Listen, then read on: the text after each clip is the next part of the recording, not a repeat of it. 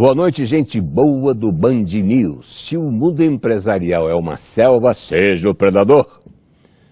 Esse é um dos lemas utilizados por Renato Greenberg, um dos nomes mais requisitados do país no campo do desenvolvimento profissional, liderança e motivação, que na verdade é o tripé do sucesso do mundo corporativo de hoje.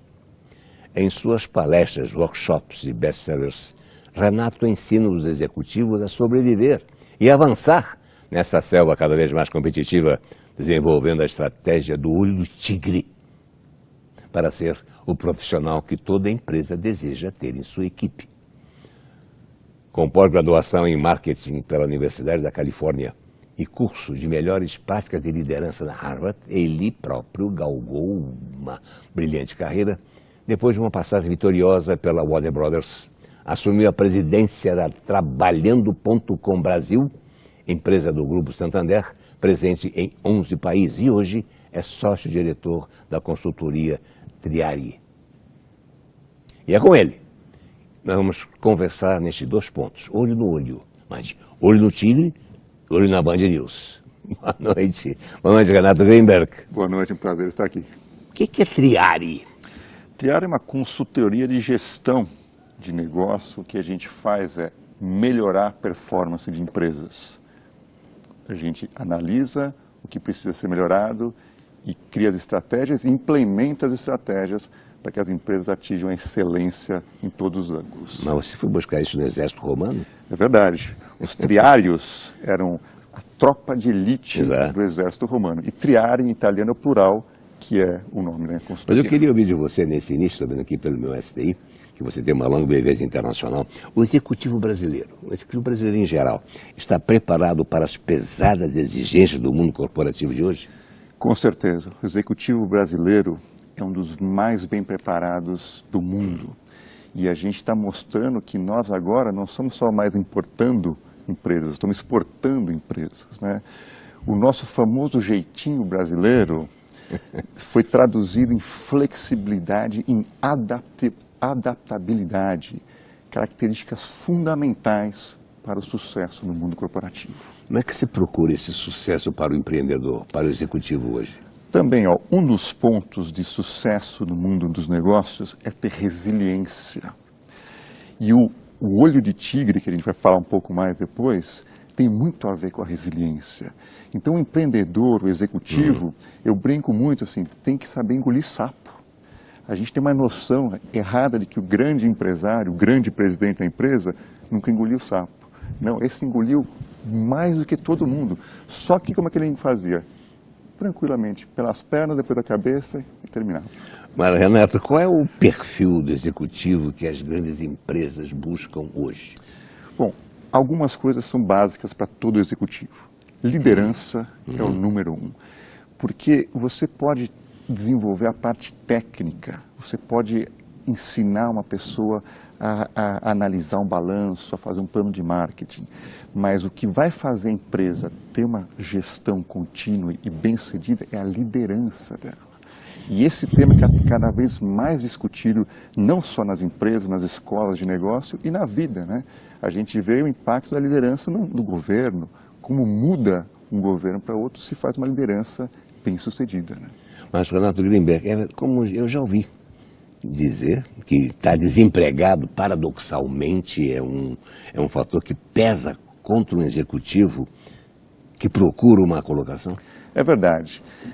As grandes consultorias de hunting querem o executivo que não quer sair da empresa, porque esses são os melhores, né? A gente até brinca assim, o livro mais vendido é o livro best-seller. Aquilo que é notícia já está em toda a mídia. Então, é um pouco isso. Agora, quem está fora do mercado tem um monte de estratégias para se recolocar, não pode desanimar. Voltando à resiliência, porque quando você está buscando trabalho, eu costumo dizer, buscar trabalho é um trabalho. Tem que ter um planejamento, uma estratégia para você conseguir a missão final. Quanto tempo você ficou nos Estados Unidos? Eu fiquei 8 anos nos Estados Unidos, em Los Angeles, na Califórnia. Você estudou também na Harvard?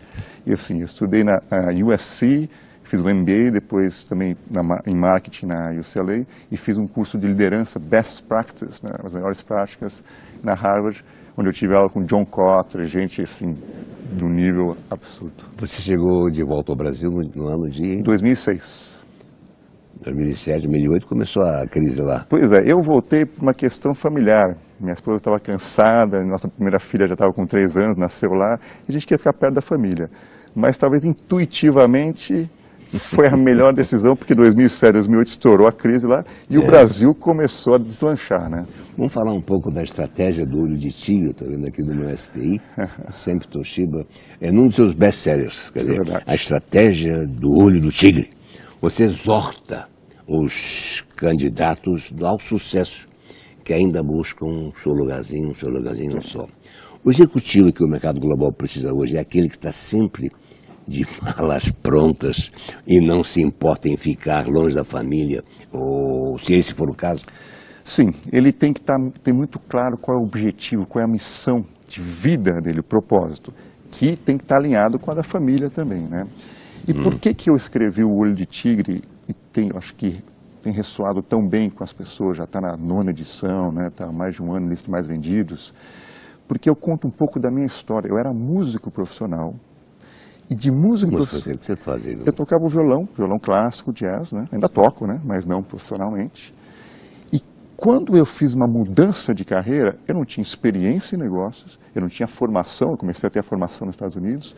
Em poucos anos eu estava nos maiores estúdios do mundo, a Warner Brothers. Depois continuei minha carreira. Então eu comecei a entender que o que faz o executivo profissional ter sucesso, independente da formação e da experiência, é esse olho de tigre. E no livro eu conto como desenvolver esse olho de tigre. Mas Renato, você se inspirou em alguma coisa, Claro. do Rocky, aquele filme do Rocky Exato. Lutador. Eu era fã do Rocky Balboa, né? Eu tinha... Não, nós dois. Ah, que ótimo, então. E o Rocky tinha o tema The Eye of the Tiger, que era o olho de tigre, que era a música do filme. E quando o Rocky estava lá caído, ensanguentado, prestes a desistir, o treinador dele falava: Rocky, olho de tigre, olho de tigre. Era aquela senha para ele levantar e enfrentar o russo de 5 metros, aqueles gigantes, e ia lá e enfrentava. Então, essa atitude... O russo, ele lutou diante do secretariado-geral do Partido Comunista, lá em Moscou. Exato. E ele ganhou com aquela bandeira americana. Sim. E no final até aplaudiram ele. Por quê? Porque ele era o cara que tinha menos chance, mas ele mostrou a garra, a raça, e mostrou o olho de tigre. Mas o olho de tigre, tendo o olho de tigre dentro de você, você faz isso como se fosse um encoraçado, uma guerra que você planeja fazer o nocaute?